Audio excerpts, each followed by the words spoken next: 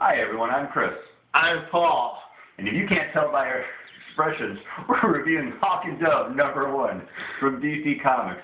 Written by Sterling Gates, drawn by Rob Liefeld. There's only two facial expressions I can make, and it's this. And then the other this. Ah. And I'm sorry, like, I didn't want to buy this book, but kind of had to review it for Bag and Board Bite here over at bagandboard.com. And even just from the cover, I mean, looking at it, you can tell this is going to be your typical quality Rob Liefeld book. You've got stubby arms and, like, fat legs, and it's not a good-looking book at all. I don't mind how he draws Dead Man. No, his Dead Man was actually okay. It was pretty good. But honestly, unfortunately, the art does overshadow the Sterling Gates story. It's so much so that there are confusing bits, especially the last panel, where I'm wondering, is that an evil Hawk that's now? You get a lot of people getting punched, too. Like, non-stop. Every, like, other page, you're going to have someone getting punched. Which is fun action. But it's very confusing, especially with them trying to bring in that Hawk did have another partner, his brother, Danny, with the whole new DCU NU time frame. But also them bringing out, you used to work with one of my partners. This one weird guy comes, Watanabe. Watanabe. He's Asian, we can tell because of his name. Yes. He was wearing glasses. And he's wearing glasses. But he's drawn as everyone else, as in the fact that he has, like, that mouth to him. But they also go through when Dove is talking to Dead Man about her backstory and setting up a kind of an interesting second storyline going in that she has the secret that she's not willing to tell her partner.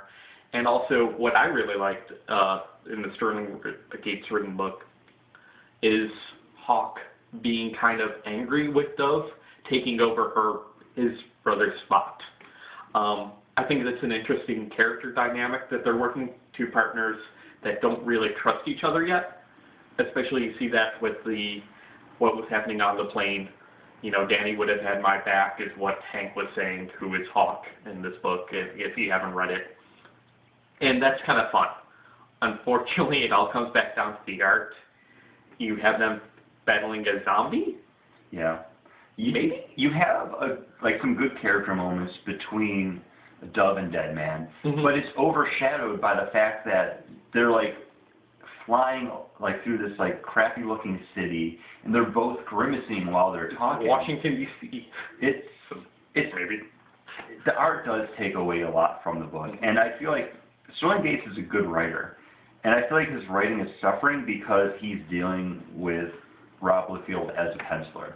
I feel like he's kind of toning down his storytelling because he's dealing with an artist who can't really tell the story without, people yelling at each other and hitting someone else in the next panel.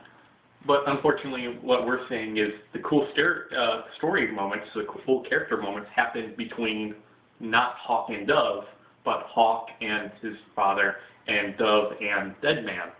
And then you got moments like this, but you smell like dinner, but to me, you smell like Hawk and Dove. What does that mean?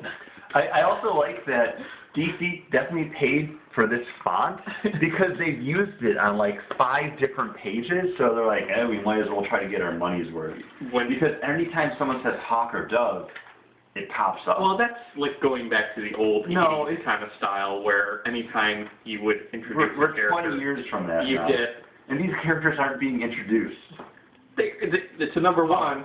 They aren't being introduced. And that's true. The reason why I was interested in this book was because I really enjoyed the Dove and Dead Man stuff out of Brightest Day.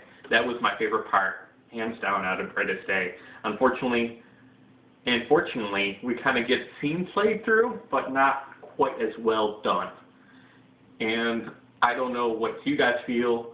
Chris, I'm glad you agree with me. I don't feel alone. But if you guys feel different, you can always email us, contact@bagandboardcast.com. Let us know what you think.